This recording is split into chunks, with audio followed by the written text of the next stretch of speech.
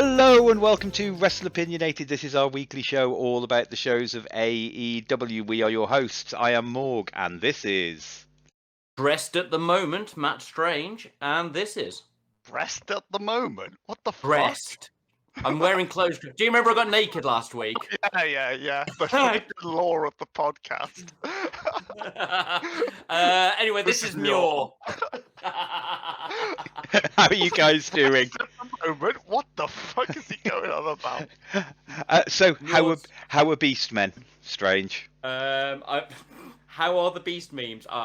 They're very good. I've played far too much. I love being Malagor the Black Omen, Dark Omen, and flying around little stealth fighter bomber. I have destroyed the Empire. I'm literally doing a map clean, and if anybody else who listens to this is I suppose it's grand strategy, real-time strategy, Warhammer fan, I will take all 400 turns to clear that map. I will put my week into it. You fucking watch me. I love Beastmen. Apparently, there's one of them that is so broken, this is a spiffing Brit, that you can win in 14 rounds. Torox. That's the one. I don't enjoy playing him. Move I don't enjoy playing him. He's too... There's just not enough effort that goes into a Torox campaign. But, it's not particularly fun just to go click. He's gone in. Oh, look at him. He's killing. He's not the one-man stealth army where you have to single fight every battle, but you win with one man, like a fucking Saiyan. Yeah, I've had a good time, Morg. How are you? I'm not too bad. I went to see Black Widow this weekend. That's my my interesting news. And It's alright, isn't it? Yeah, it's all right. I really enjoyed it. As the one who is the mark for any superhero movie amongst us, yeah, I really enjoyed it. And I like, you're right, I like the sister. I try not to give any spoilers here. Elena just in or case. whatever, she's cool as fuck. More of her. I was a little bit disappointed with Taskmaster, but we'll save that for our Marvel Universe podcast. Yes, I was a little bit, mainly because I like his proper. I've got his mini-series. I don't want to give spoilers, but yes, I like. Yes, I like the original backstory. Anyway, this is a podcast about wrestling, and this might be the first time you listen to our podcast, and as such, you would need to know that we have a tier system which we use. I need to forget what it was called then. Could you tell I was playing for time? A tier system, which is what we use to give our scores for Dynamite overall, BTE overall, and for the individual matches of Dynamite. We don't review Dark or Dark Elevation anymore because they are just pure squash matches. Mr. Strange, are you ready to explain it? Go. Boom! You know it's a good tier list. It comes from Japanese computer games. It comes from YouTube tier lists. It's taken off all over the place. We were doing it before it got popular, I assure you, even though you have only just started listening. Anyway, we don't go any lower than a D unless we're being facetious. This covers segments and matches. A D rank match is just a bad match. It's a squash. The time is wasted. You knew who was going to win going in or out, or it was just a botcherific mess. The story was bad. You didn't give a shit. Same with a bad segment. Two boring people saying very little words that you don't care about. D is the bad stuff. We don't like Ds. I don't think we've got many of those this week, or at least I haven't. From there, we rock up to a C. C is what we come to expect from our average segment. We want it to be good. C means good. The wrestling is good enough in the ring. You know why the wrestler's there. There's a little bit of story. Fills up your 7 to 15 minutes. You're a happy lad after watching a C-rank match. Your C-rank segment is your good bit. The character's over. You know why they're there. They're explaining your story.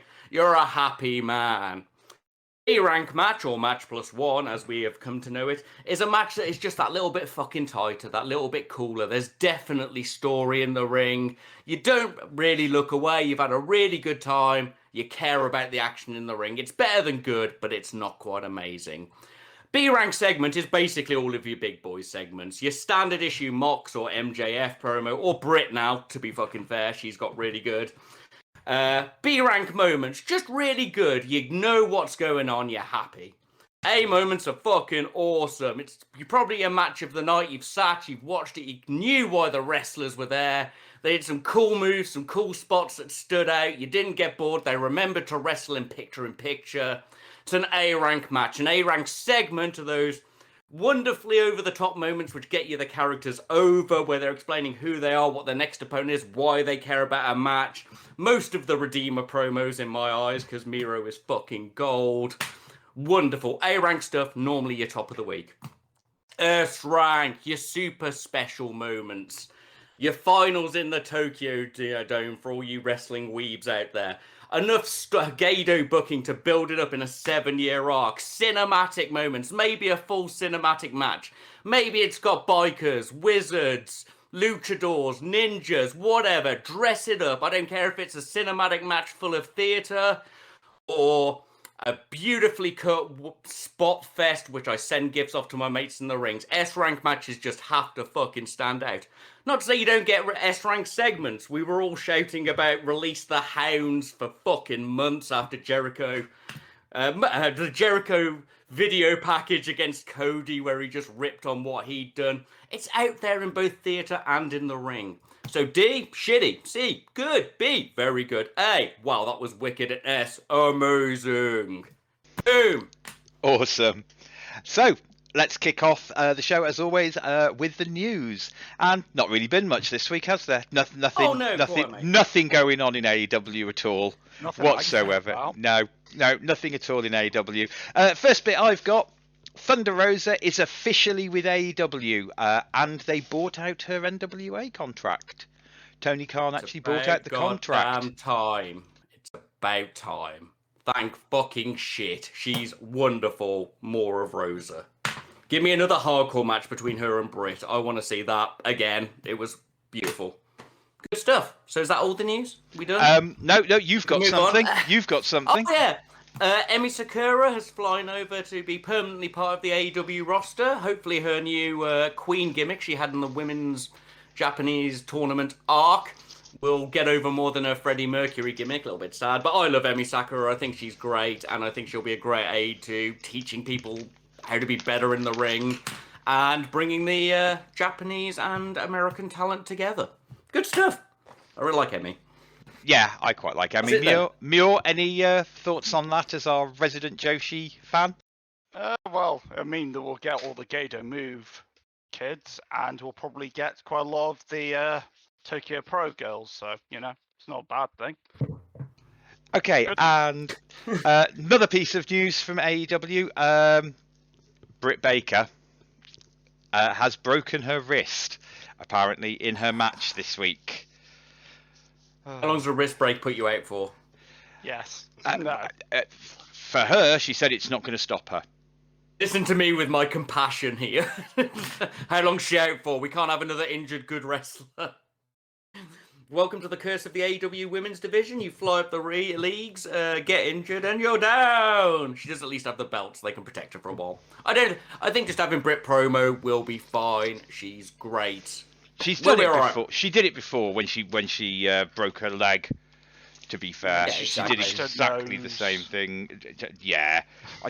Although we joked earlier when we were doing the preamble, Muir went, she's made of glass. I think she's actually made of adamantine because she doesn't stop. Yeah, fair. Let's she can have some matches with Rebel. Maybe we can get Rebel to wrestle a bit more. Yeah. Well, with the way that they're booking them now, that'd be a bit interesting because I'd be intrigued to see what they do with Rebel, whether she doesn't get booked as such a muppet at the moment. But she's out with an injury as well, isn't she? Yeah, I think fucked her knee up. Was she actually injured? I didn't know how much that was real /fake /real. Oh no, she was injured in that tag match, wasn't she? Tag match, yeah. Yes. All right. Maybe the. Go on. Done. Yeah. No, we're good. That's it. That's all the news. Right. Absolutely nothing else. Let's do it. So the internet has gone into meltdown this week. There are 2 pieces of news left, and 2 people are currently. So the best one I've seen of this is 100% confirmed rumor. Is my favourite. that literally is my favourite. I've been following this quite heavily. So why? The first one, one Bryan Danielson, the American Dragon. I hope he's the American Dragon. So this one, probably. Yeah. if the final countdown, that's the music he needs to have, comes on, it's going to be awesome. So current belief is Bryan is signed with AEW. Again, this is all rumour, nothing is set in stone, but the current belief, people like Meltzer are under the belief Bryan is Bryan. He thinks Kenny's the best wrestler in the world. He loves him. Yeah. And also he wants to work with New Japan.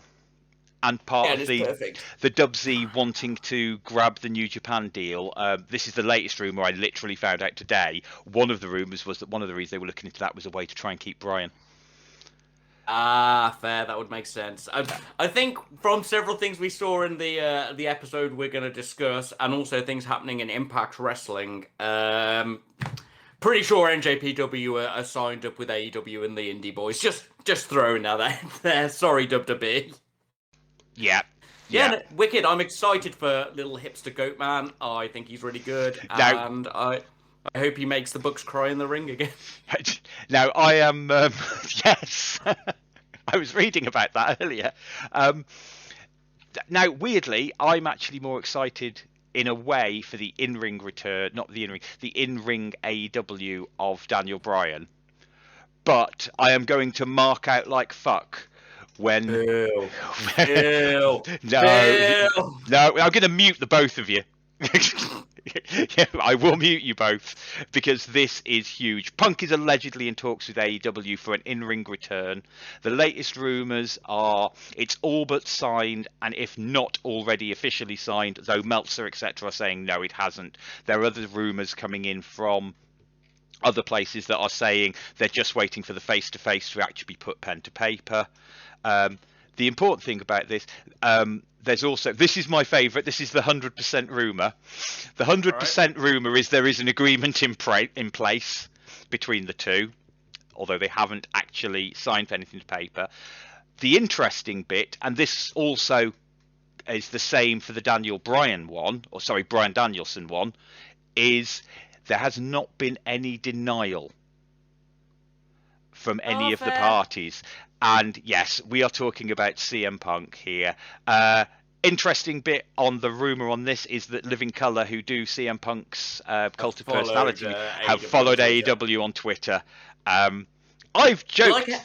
Go on. Alright. I like how we've got all three different scales. Like, you're fucking super excited about both. Good stuff. This isn't any form of a put down. There's me, who missed the Summer of Punk, so I'm like, I'm quite excited to see good old American Dragon doing some hard-hitting indie stuff and basically being good Randy Orton. I mean that in alignment, not in wrestling skill. And then Morg, and then Muir, who doesn't give a shit about any of it. No.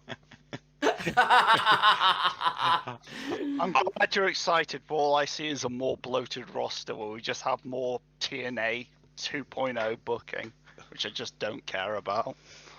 Oh look, here's some other old wrestler. Let's bring him back. More on that later. More on that later. Right, moving on from the news. Social media, Mr. Strange. What do you think social media's been this week, Morg? The fuck do you think so? Oh, let's have a look. I'll see if anybody's got a little podcast going on or they've started their own gaming channel. No! People are only talking about this. Oh my God, what if CM Punk comes back in Chicago and fights Daniel Bryan? Who's gonna win? Who's gonna win? That's it. Oh, also some people were mean about Eddie Guerrero, saying he was only a B+ wrestler, so everybody else ripped on him and called him a piece of shit, basically, which is fair. No, Morg, it's all only been put. I've seen so many rumours, confirmed rumours, double confirmed rumours. This and this. I've checked Daniel Bryan and CM Punk's fucking Twitters daily, and I don't even get anything from them. I just get a million different fucking wrestling. There is no social media anymore. It's ruined by marks. Sorry. I will refer you both back to me saying this a long time ago that if this happened, the internet would go into meltdown. So I actually have got a piece of social media. There is I believe, a tweet by Kenny that's worth looking up in relation again to the Punk Bryan thing on the rumour scales, where there's something in the middle of it he states that's very clever, and he never doesn't confirm or deny anything, but he does kind of say, I'd look forward to wrestling them both. That's very much quick take. But most importantly, and I've got it here just so I can check, Parts Fun Known, which is part of Wrestle Talk. It's some of the Wrestle Talk guys and Adam Blompier. They have just done a video, Aleister Black, WWE Evolution, and Malachi Explained. And this is apparently really good, well worth a watch. I'm actually going to watch it after we finish recording the show. So good that Aleister Black himself promoted it on his Twitch. I've watched him doing the actual promotion for it on his Twitch and saying you should watch this. And why he likes it so much is because of the things that he's been trying to do have got across, and that really makes him happy. So yeah, that's quite cool. That might be worth a pop. Right. Are we ready to move on? Time for the reviews. Board ready. Okay, time for the reviews. Mr. Muir, over to you. We start as every week with BTE or Being the Elite. Skip the first 10 minutes. Nothing happened for 10 minutes. Jesus Christ, it wasn't a good one, boys. It wasn't. I'm not gonna lie to you here. If you like shoes, then yeah, you get something out of the first 5 minutes. Kenny shaving with a knife and fork made me laugh. That was pretty good. I'll give it that. Gallows screaming about, "Oh, it's so sad! It's so sad!" during when Matt was mocking Hangman in the ring was pretty funny. I enjoyed that. That was good. Then we had the segment for Ryzen, Vicky Guerrero, and Nyla Rose, where it had a fake start to like a 19 sitcom that was instantly cancelled at the end. Doing it. Yeah. Too many cooks. I actually quite liked it. I thought it was quite fun. It was all right. And then, getting cancelled instantly is a good fun on it. Then we had the Hardy talking with the Elite, and basically Hardy just bigging up the Elite for ages, and then discussing how they're better than all these wrestlers that WWE just put on their best wrestlers list. Oh, is that what they were doing? Yeah. Oh, right. Okay. I was mostly laughing at Matt Jackson mimicking the word, just mouthing the words that Matt Hardy was saying about how great he was. Like he's heard it a million times and was just going, that made me laugh. And then we had, I totally forgot about the Hollywood hunk bit, where he was feeding milk to a random man through a tube. I assumed it was Cream after the Cream of the Crop hallucination last week. Yeah. Actually watched this because I know I've got a habit of not watching BT and being like, that was good. I actually did watch this one and the previous one, so I knew what the fuck was going on. And I'm confident in saying I haven't got a clue what's going on.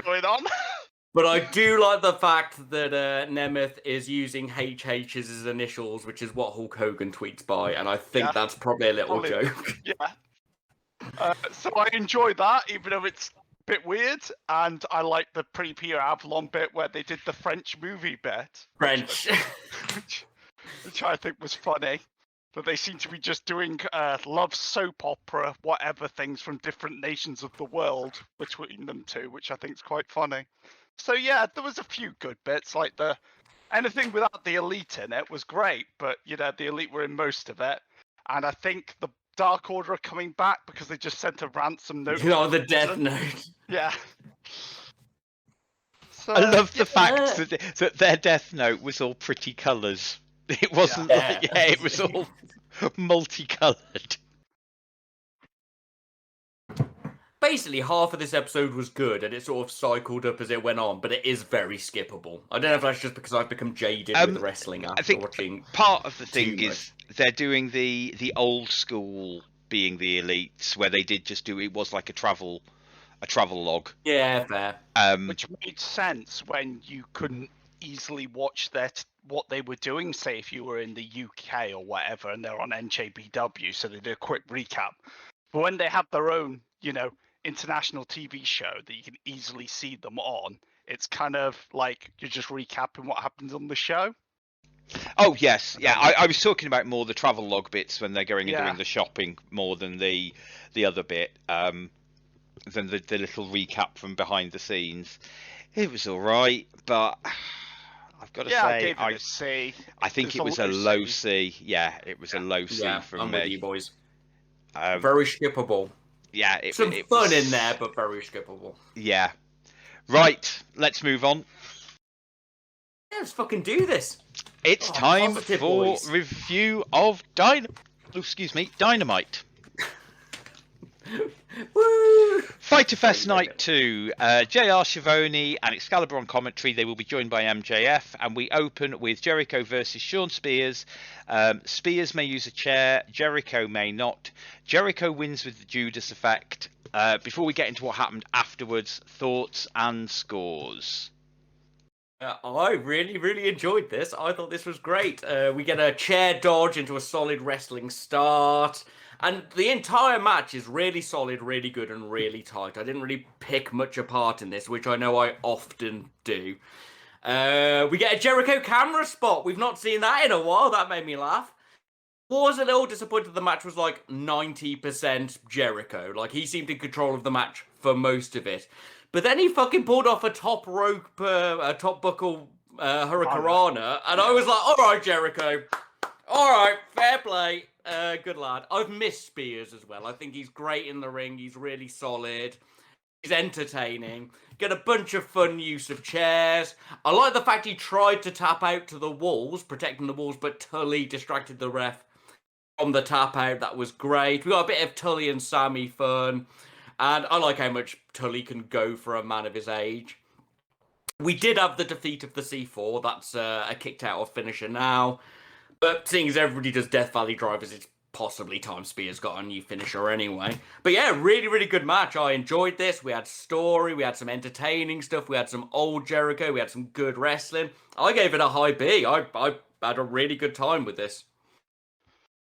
Yeah, it was a solid match. My first comment is, what the fuck's wrong with this sound? Because it sounded like they were in a fucking like water chamber at the start of it. I don't know what happened to their sound quality, but you know, AEW things.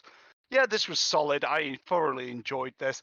I'm liking the wearing down of Jericho. I know it's even only the first trial, but like, there's no like lie that, oh god, he's going to lose this first match. It's more about, you know, the punishment they can do to Jericho before he gets to MJF. You know, they don't think we're stupid. They're just, you know, telling us how it is. I really like the Rana. The elderly abuse by Sammy was kind of was there. Yeah, I gave this a low B. It clawed its way up for me.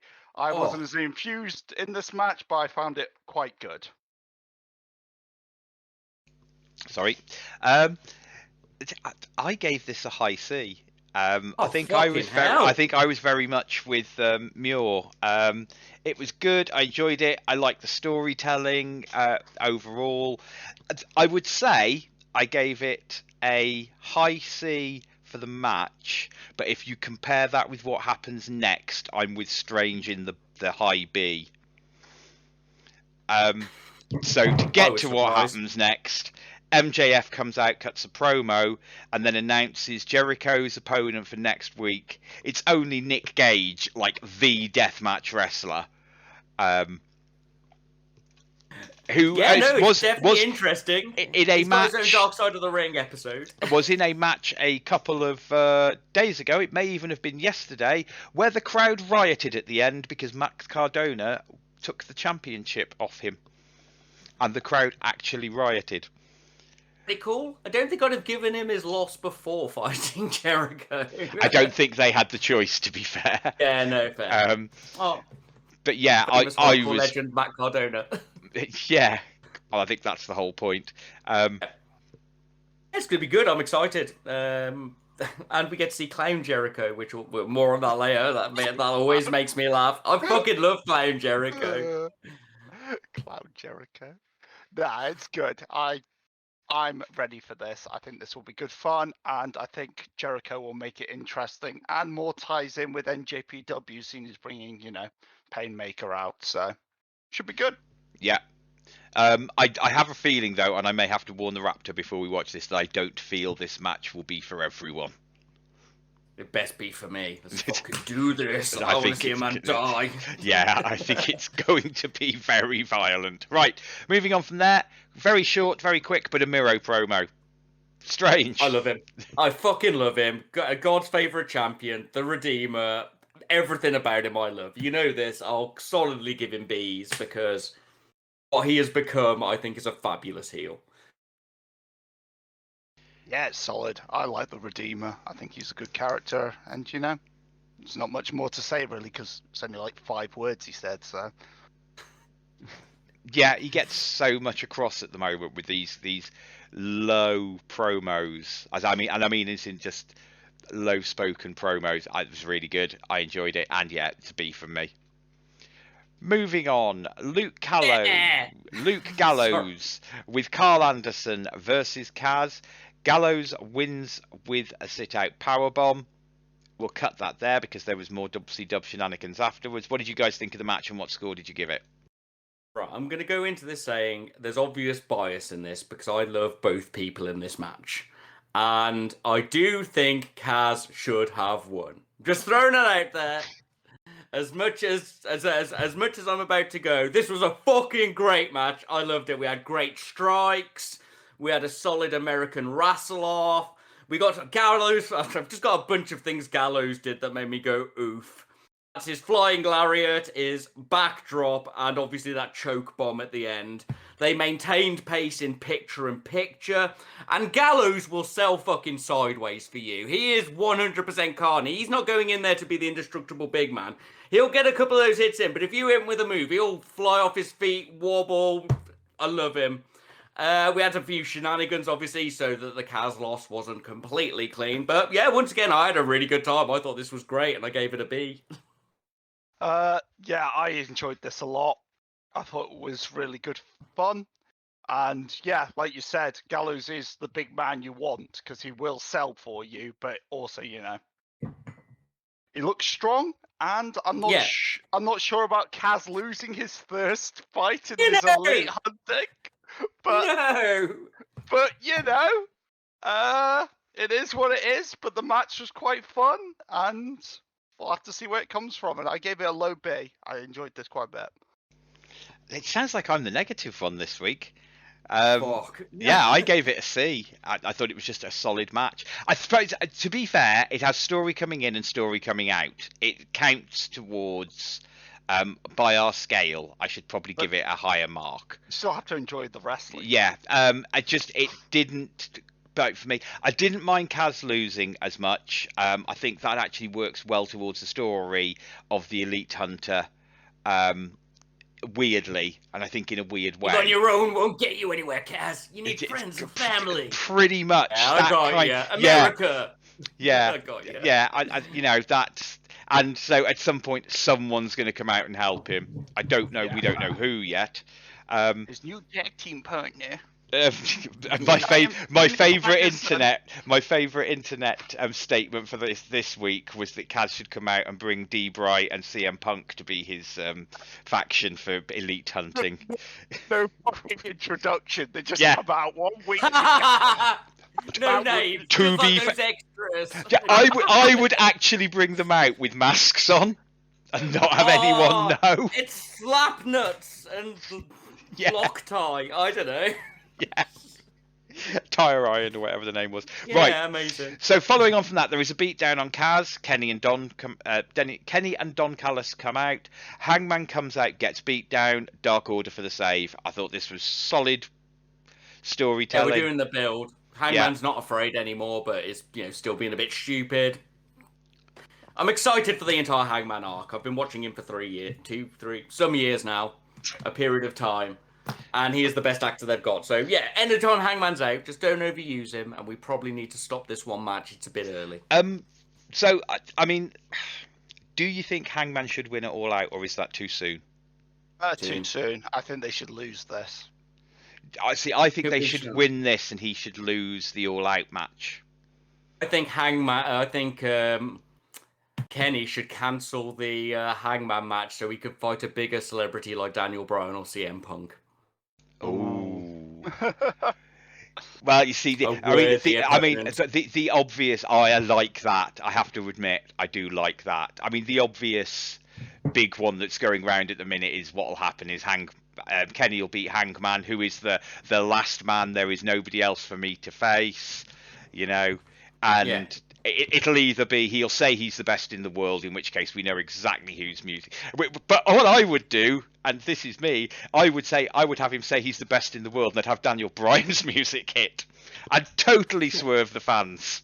Everybody runs because they don't want to be actually beaten up in the ring. Oh shit, it's D-Bryan. Get one of the Japanese wrestlers in. Come on, Trent. You've done this. Well, more on that later. I have a thing later. Right, following on from that.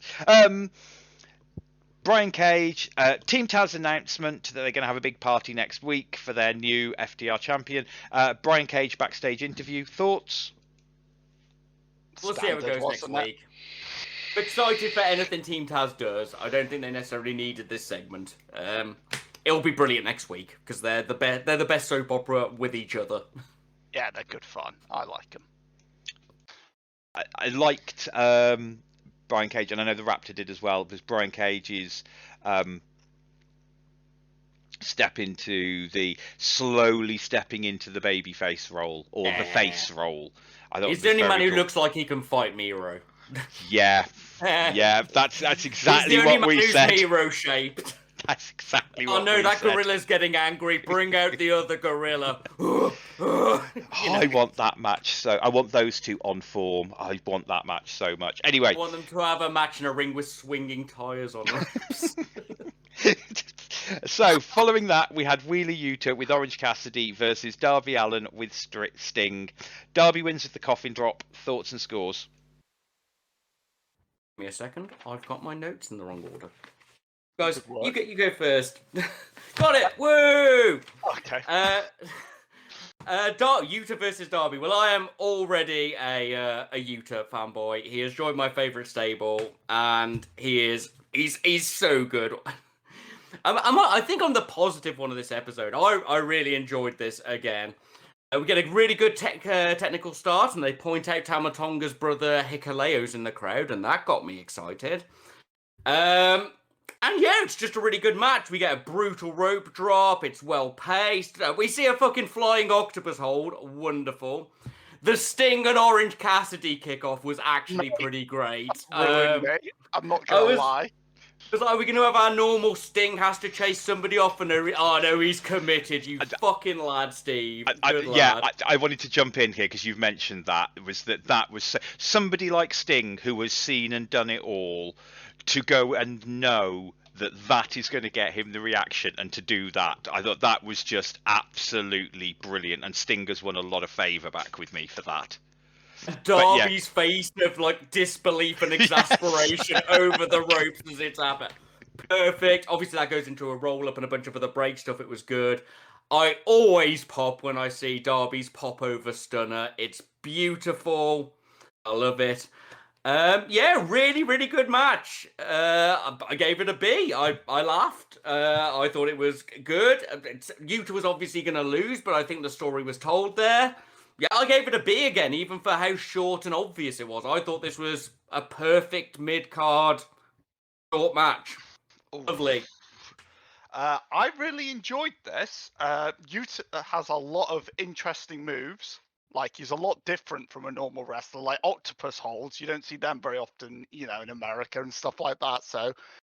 But I thought it was just a little bit too sloppy. I think Yuta's still a bit too green, and I gave it a high C, but I really enjoyed it. Myself, I would give it a B, but it was a bit sloppy and there was no story.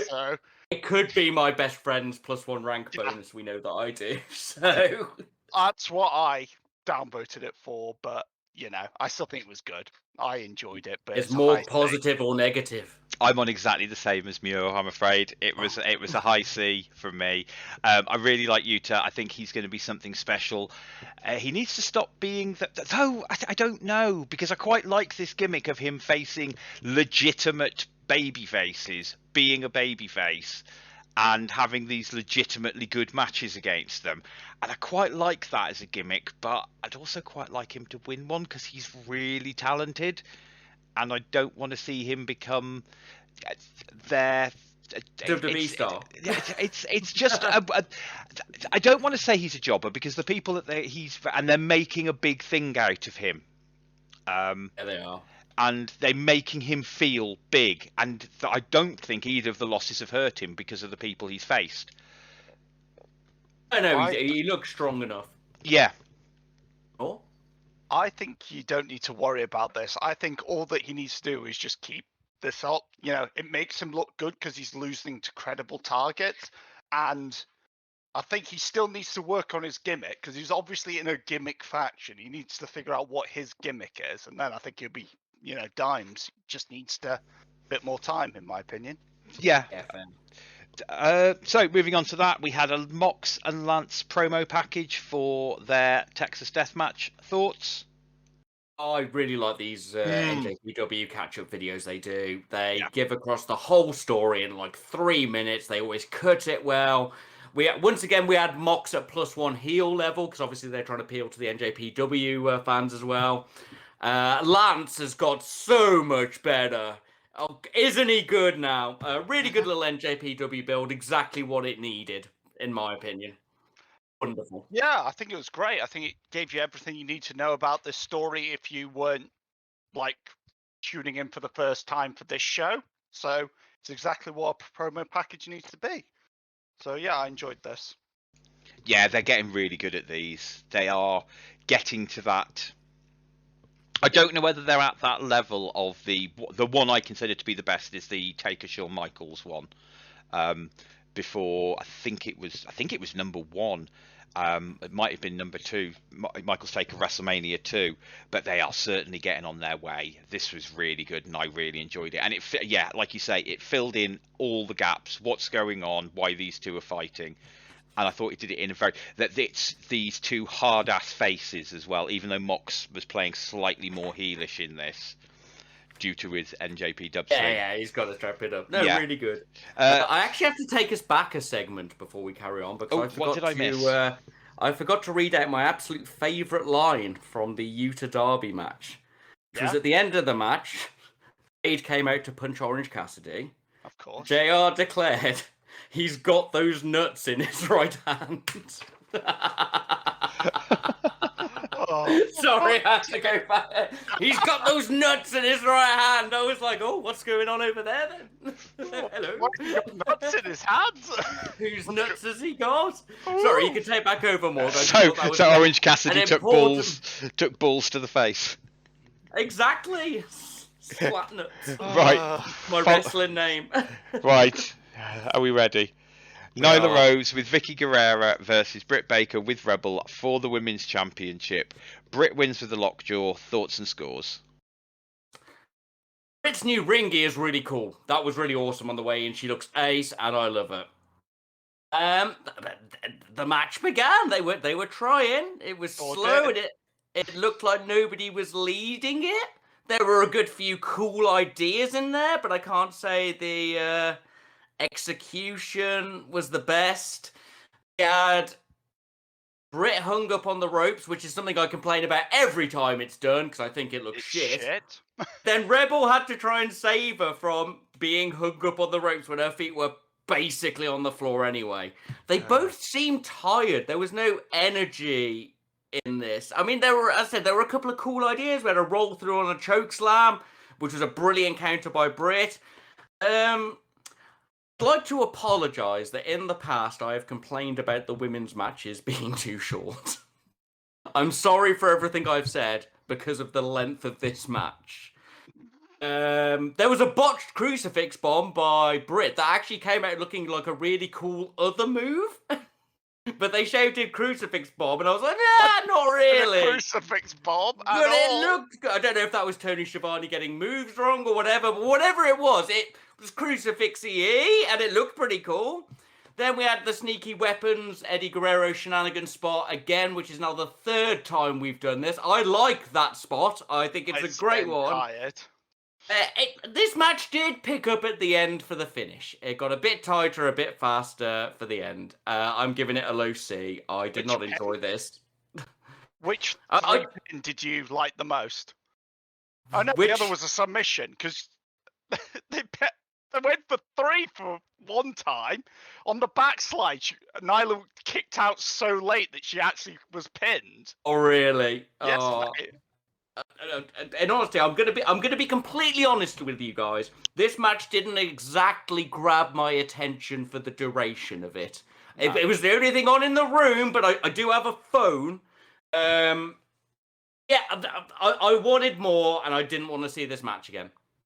Low C out of the fact it was a match and there was story there. Yeah, I guess. Yeah. I'm the positive one this week. Yeah. I'm just trying to be not mean. Yeah, it was a low C. I don't really want to say anything about it. It was get your list of biggest hate save. Go on, give us 3 more comments. The fact there was 2 pins in it, the fact that nothing felt real because it was so slow and ponderous, the fact that everything was just a step off, and it really annoyed me. But yeah, I just don't enjoy these matches when they have them. Yeah, they're just not good. Sorry. Morg. I gave it a C, but mainly because it was a match. It wasn't particularly hideous to me. You're probably right. It's probably a low C, if I'm being honest. It probably got the C because of the Eddie Guerrero spot, which I also wonder whether they screwed up because they double jointed the spot. And I wonder whether the ref was supposed to turn around sooner for Britt to do the bit, and that she didn't turn around in time, and that's why Nyla threw the belt back, because that seemed messy in it. Maybe. To me. Good save if it was by Nyla. Yeah. Good thinking on your feet, because it was just Nyla standing there holding the belt going, the ref hasn't turned around. No, you have it. Right, you deal with it. I quite liked that. That might have even been funnier, and it might have got a higher mark if they'd kept trading the belt behind while Rebel was arguing. A bit. Yeah, just continuously 1-2, 1-2. Yeah. Go for the 3 parts. Yeah. So yeah, that might have just pulled that back. But yeah, I think you're right. I think it was a low C. I don't think it was a D. It was a D in my soul, but the Utah match was a B in my soul, and I gave that a C. So here we are. All right, following on from that, FTR Proud and Powerful sit-down promo. Thoughts, scores? The pour off, guys. It's like me when I go to the LARP. No, I'm from a housing estate, and you guys are middle class. Get out my way. It's fine. Very 90s, 80s. Not really my sort of thing. I'm glad Santana's getting more mic time. Yeah. It was solid. This I liked the picture throwing down. I thought it was really good. Yeah, that was cool. It was solid. Like, I haven't got much to say about it because there wasn't much to talk about, but I liked it. I gave it a high B. High C, sorry. That's a bit too much. Yeah, I know words. I'm with Muir. My problem with this was it wasn't long enough. I wanted this to actually. If this had been longer, I think it would have been better if they'd have had a bit more throwback, because it did 1, 2, exactly the same thing as I was just saying with that belt. You don't go 1, 2, you go 1, 2, 3, and there was no throwback. I think it should have started with Pride and the Powerful and then gone to FTR and then gone back to Pride and the Powerful to build it up. But God, am I looking forward to this match. Should be good. This is a match I really, really want to see. Yeah, man, it's going to be really good. I am excited for it, and you're right, it should have been longer. I think I'd have got more out of it had it been longer. Yeah. Not like the next section. Oh, no. Andrade El Idolo in ring interview. Chavo Guerrero is introduced as Andrade's new consultant, and then Death Triangle interrupt. Thoughts? I don't think I've ever had my heart break so slowly over such a period of time in a wrestling match. I was posting gifts to people. He walks out and goes tranquilo, and I'm like, motherfucker. And Ruth's like, what if Naito came out? I'm like, it's not going to happen. Then he was like, here's my advisor. And I was like, no. Chavo came out, and Chavo's a blessed choice. I've got, he's a good guy. I like Chavo. He's no Naito, is he? Oh, and then he came out and he was like super face and lovely, and I was like, all right, okay. Nice. They called out Death Triangle. No, then Death Triangle came out and did some Pac shout, and I was like, I fucking love Pac, and the exchange was going backwards and forwards, and I kind of loved it for a bit until I realised I wasn't getting Los Ignorables. I was getting a feud between Death Triangle and Andrade because Alex is great, Pac is great. I'm excited for Andrade in the ring, and he's getting better. But I didn't mind the stuff. And they sort of ran into the ring, and nothing really happened. It just sort of fell apart at the end and got a bit slow.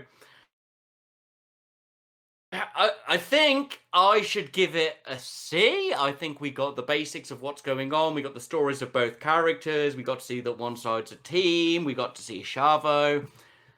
But my heartbreak at this moment means I can't rank it. How dare you? How dare you, AEW? It's a hard one, ain't it, mate? It's because they listen. That's why they were like, oh, we're going to get Strange. We're so getting Strange back for any time he's criticised. Oh, my heart. Anything to add, Muir? I've been adding through the whole thing. My issue was I was pretty hyped for this. I'm not going to lie to you. I didn't want to oversell this because I was really excited for this. Obviously, Naito coming out and then Death Triangle coming out being angry, then being converted over to this side and making a new team. Yeah, that's what I expected to happen if they were going to do something like this. And then my heart, exactly. Right. I've only been this disappointed involving Naito once before, and I threw a chair. So, right, as the non-NJP Dubs guy, I really enjoyed seeing Chavo. I think he's a good choice for Andrade. They seem to be doing, and again, this is discussion me and the Raptor were having, because obviously they're using the Legends thing a lot, but they seem to be using them quite well. And in Chavo's case, it's useful because Andrade, although he can cut a promo, his accent is still very strong. He does have he speaks much better English now than he used to. His accent is still quite strong. So having Chavo there, who we know can cut a great promo, is a good thing. I don't mind having Chavo there. It worked well. It now helps bring in the Vicky bringing him in thing a little more as well. The Death Triangle thing, I did sit there going, called it. He wants to take Penta and Phoenix away. I'm looking forward to Pac versus Andrade, to be honest. I'm kind of back in that same place I was with FTR and Proud and Powerful, except this one could have done with being shorter. But I'm really looking forward to the match. Broke my heart, Morg. Still chance for it to happen if he can't break up Death Triangle. It's going to be Death Triangle, Andrade, and CM Punk No. I mean, he's not ungovernable. Tell me that's not a thing in his gimmick. That's true. That is very, very true. That he would fit into the that sort of thing. Mindset. But I think, he's coming in as a face when he first comes in. I've thought about this. Well, we'll discuss this at the end. Yeah, we'll discuss this at the end because we haven't got a closing segment yet. Right, moving on from that, from a long promo to a very quick promo. Christian Cage plus Jurassic Express promo. Any thoughts? Explain plot, fine. Plot's been good. Yeah, it was fine. It was a good plot drop. It was a well-executed plot drop. I do like the way, and again, me and the Raptor were talking about this and talking about Legends, I do like the way they're using Christian Cage with Jungle Boy, because Christian Cage is still wrestling and on a level where his mentorship is a kind of a cross thing. I'm the guy who's been here and done it. It's very much cross, and it's like, you are a future. I'm quite looking forward to seeing Christian Cage versus Jungle Boy in the future at some point. I think that'll be really good as well. After his inevitable curse you and your inevitable betrayal. QT Marshall promo. Yep. The fucking point. What is the fucking point? Oh no, the Nightmare people have beat us every time and we're still mad about it. Talking I don't care. Don't. I'm sorry. You built up a group of possibly good heels. They've just been defeated, and now they're going to talk in the ring because they poured a drink on a man who doesn't know the names of any moves in wrestling. Yeah. Skip. Went off on one there, didn't I? So if you listen to the What Culture podcast, because I've started listening to that again recently, mainly because of Money in the Bank, because I quite enjoyed Money in the Bank. They have a section where they yell skip during a weekend, and then they do a review of something shit and wrestling related. Right. So you just threw me when you were saying skip, and I was all like that to say, now for the 5-star review. Maybe we should start doing that. Maybe we should have a skip button and we can talk about something stupid. It was all right, I guess. Sort of. Silence. I just don't care. Yeah. Meh. Yeah. Moving on. Blade with the Bunny versus Orange Cassidy. Cassidy wins with the Orange Punch. Thoughts and scores on this match? This was all right. Blade is looking buff as fuck, isn't he? He's like a buff. Is he the ultimate dad in AEW now? I'm just going to throw it for dad-looking men who are ripped. He's got that... He's still existing. Yeah, he's got that dad skin, though. I enjoyed the Orange Cassidy sneak in at the start. We had a weird leg spot that was a little bit long for me. I always pop when I see Slumdog Millionaire. I think it's a wonderful suplex counter. It's one of the best moves in there. That gut wrench buckle bomb from the turnbuckle was... I kind of went, The match slowed down for picture. It was so painful looking. But in honesty, if I'd just taken that buckle bomb, I'd want it to be slow in picture-in-picture, if I'm honest. We got a classic 80s, 90s shove into the missus spot. They're always fun. We got a corkscrew tombstone. Tombstones look bad as it is. Let's make it look worse. Quite like the actual sell on the hurt back, and it's slowing down the beach bomb and stuff like that. Really good selling from Cassidy. Actually helped explain some of the things at the end of the match. And I quite like the fake out roll through double Superman punch finish. Otherwise, I just think it was all right. It was a C. I was entertained. I can't say it was as good as most of the previous matches. I can't say it was bad. Good enough. I liked this match. I thought it was solid. I don't think it was like, oh my god, this is the best match ever, but I think it was a high C. The drop on the fucking buckle, though. Mate. God damn. I think I'm still in pain from that, watching that. Jesus. But yeah, it was solid enough. High C from me. Yeah, I enjoyed this. It was good interaction. The two had some chemistry.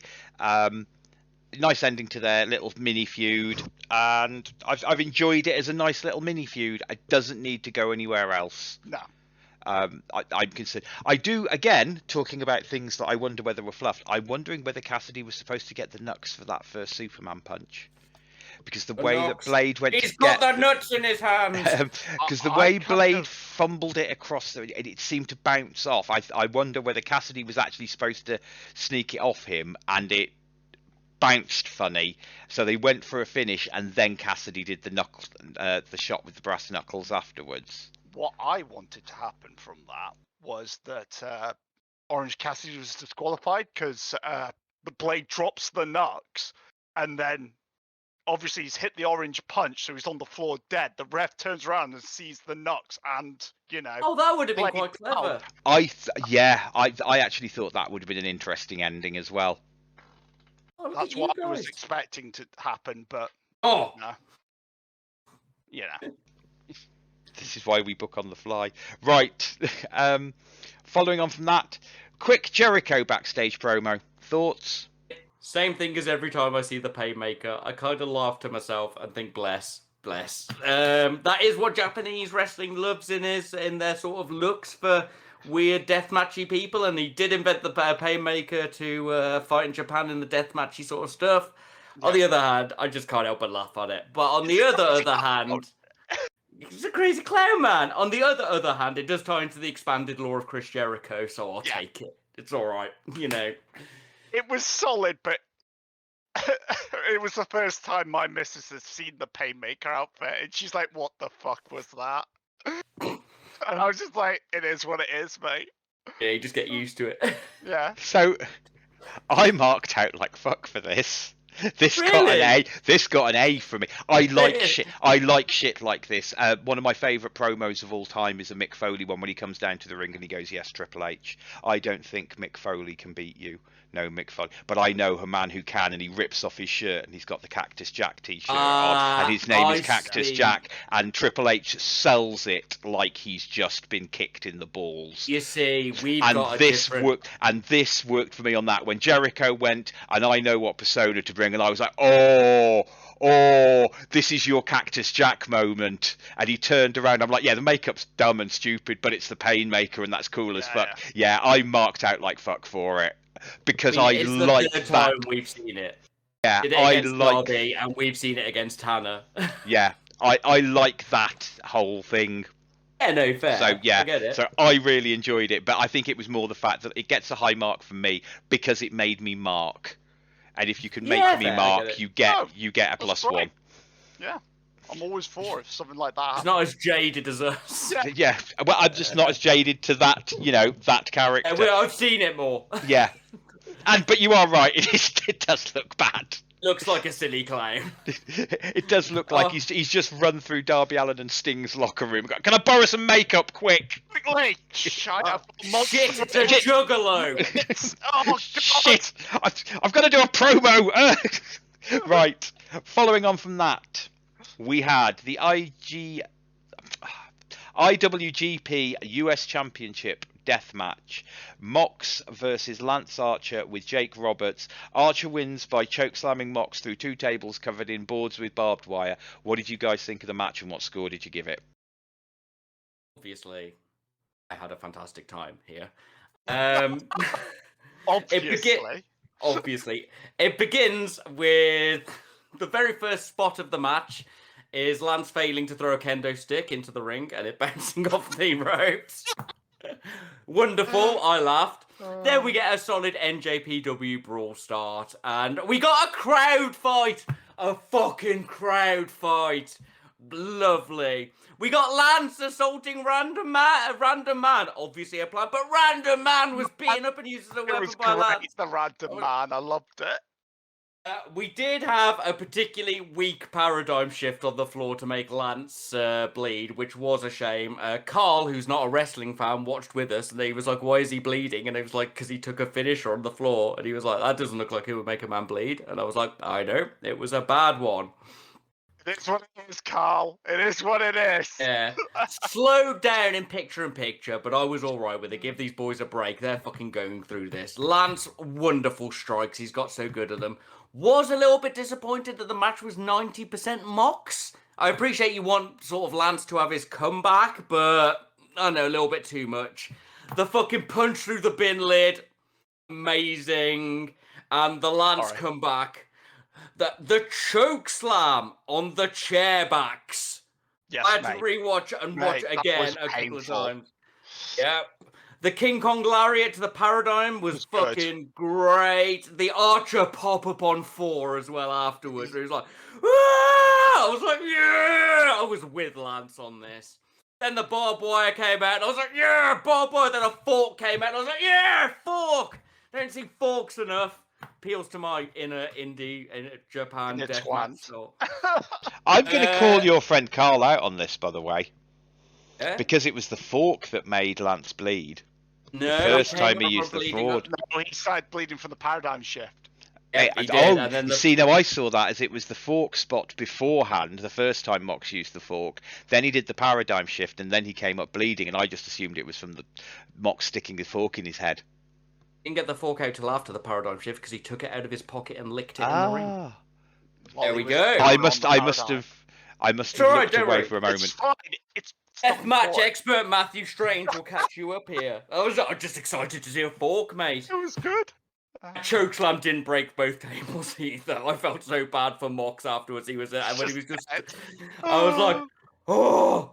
And my final note is just, Lance. Well, other than the post-match one, which is fuck Hikuleo is massive, but we'll come back to that. Hikuleo is fucking massive. I had a really good time. I gave it a high B/A, and I'd say definitely an A if it had been more even. But talking it back through, as much as I did want it to be more even, the Lance comeback was really good. We had the story. It ties into all my NJPW stuff. We got to see the world's biggest Samoan afterwards. I'm giving it an A. Fuck. I think you're right, because I think I liked it because it showed how dominant Mox was and how hard it was for Lance to overcome him. But that's how I saw it. So yeah, I was really happy with this. It was fucking brutal. I'm not the biggest deathmatch fan, never will be, but I think this was really good, and I think it had enough normal wrestling to make it not just, an outlaw mud show. So yeah, I really enjoyed it. I gave it an A. It's an A all round. This was fucking awesome. The sprawling in the crowd was what bit me on this. It was just so, and not the fact that they had a crowd, just how well it was executed. I really enjoyed this. I loved Mox playing the heel and it took me a little while to kind of catch on. I don't have a problem with Mox's beatdown because Lance was playing the face here. He was in his hometown. I think even if he had been the heel going into this match and Mox had been as a straight face and hadn't been, the characters that they are, I still think that crowd would have been behind Lance so much, and Mox would have just in the ring called it and switched. So yeah, Mox played. This was really good. I really enjoyed it, and I liked the Lance comeback, and I was shocked at the ending. Lance winning. I didn't think, because when we saw Haku's son, I was like, right, so that's who's facing Mox next week. Yeah. Lance is going to lose, and Mox will face him next week, and he'll take the belt back to New Japan, because Mox obviously needs some time off with his kid, can't keep flying over to Japan all the time. And Lance winning, I was like proper pleased. Now this is like two of my favourite, and remembering how much I didn't like Lance at the beginning, this is two of my favourite guys at the moment. Yeah. Two of my top, the guys I'm really behind, and also getting to see Lance get a big win. Yeah, he's needed one for a while. He's had a bunch of small losses, small wins, and he's not any big losses, but he has needed something that pops him back up, and this was it. God, it was good. Yeah. God, I love death matches. I like a good hardcore match. We know that. Are we adding any extra shine for Haku? So I had to explain who Haku was to the Raptor. And he's like one of the most legitimate hard men in wrestling. He's one of the guys. This guy is Tama Tonga and Tama's brother, little brother. Yeah. He's the biggest of. I popped. I'd seen him at the side all the time. I was like, it's one of the Tonga brothers. Cool. This will be nice. And he stood up, and I was like, he is bigger than Lance. He's bigger than him. I'm excited. I've never seen him wrestling. I assume he's just got out of one of the dojos or something. So he's probably trained. So. He's probably trained by Bad Luck Fale, so we all know how to use that mass and such. It's going to be great. Yeah. You did miss one thing, one downer on my rankings. I'm giving it one small -4 in the show run through. We of course had to have 2 minutes talking about Cody. Just before this match. Jesus, yeah. We needed a catch-up video for 2 3-minute segments that happened on the previous 2 hours. In case you've forgotten, Cody's still about. But otherwise... I think I must have gone for a wee. Yeah, fair.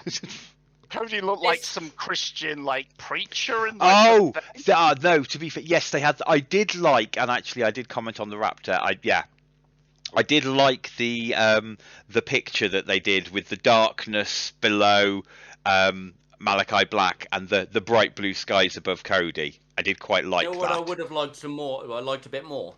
Just a week off Cody. Yeah. Just a week off. Just maybe he's not there and I don't have to watch a video. It's like when you watch a TV show and they catch up the last episode and you're like, but I just watched it. Yeah. I don't need to catch up for that. Remind me of what happened 6 to 7 weeks ago that tie into these stories. So, just mad. But that aside, this is weirdly one of the shows where we have ranked the wrestling higher than the promos. And that's not to say the promo work is bad. The promo work has all been solid to good. We've had one match we were all very disappointed in, but everything else has been, We're happy with this and above. This is a high B rank show. I went in and left this episode on a very positive, aware of the story, happy with the wrestling, big beginning, big finish, solid middle, fucking good show. Tony, whichever one of you listens, we're proud of you. Cody a week off, please. Yeah, good stuff. Sorry, Tone. So there you have it. That's our review for the week of AEW. What did you think? You can always let us know. You can get in touch with us at wrestleopinionated@gmail.com, WrestleOP1 on Twitter, or WrestleOP on Facebook. We have no questions, but I'm going to spring something on you guys now. So obviously there's been a lot of talk this week about people possibly coming to AEWs, etc. And as I know, one of you is excited about one and one of you just doesn't care. And one of us is excited about both of them. What's your, knowing what you know about the guys, what's your dream match? And you can have it from NJP Dub as well, because that's one of the other rumours, is that both guys have signed so they can wrestle NJP Dub. And that's definitely from Bryan, and there's been a lot of rumour that that'll be one of the reasons that Punk will have signed, because you've got this open world. So what's your dream match for them both? Who do you want to see them go up against? You get one for each. Match. Yeah, one for each. You get to do a dream match. Daniel Bryan versus Okada. Bastard, you've just stolen mine. I was going to go with Ibushi over Okada for Daniel Bryan. You think? I think their styles will work better together. I think they're both overly brutal, and I think Daniel Bryan could respond to murder Ibushi a lot better. You want to awaken the devil, mate. Come on. I'm still taken with nobody can deal with this man. Bring out Trent. I think that would be a wonderful meme switch with a great joke in it that would make me piss and would have a really good strong style match. It would be great. Nobody can deal with this man. Get Trent! Get Trent! Out he comes. The biggest of the best friends. I'm honestly going to go with my Punk versus Kenny, with him replacing Hangman as an opener or as a finisher at All Out. That is a good one. I think that is the best thing you could do with the story. It does introduce Punk in a heelish light, but he likes playing a twat, so that's great for him. And if you're gonna bring him in and put him against Daniel Bryan, he's realistically, I'd say, got to come out as the heel. I think there's too much positive energy with how people perceive Daniel Bryan, as opposed to cynical energy with which they perceive Punk. But yeah, I'm going to go for Kenny and Punk. I think they'll have a great time. I know Daniel Bryan probably wants to fight Kenny the most, but I want to see Kenny against Ibushi.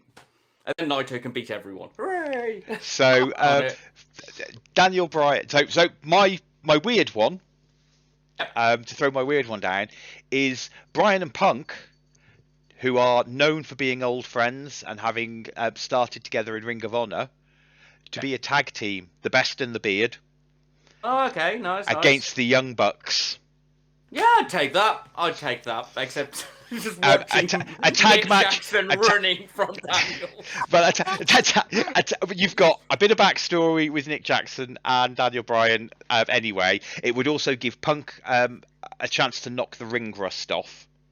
Yeah, as well, where Bryan isn't going to have the ring rust. Punk's got 7 years out, and a lot of these guys, yes, he was the influence for a lot of these guys, and he paved the way for a lot of them to do stuff. He's been out for like 7 to 10 years.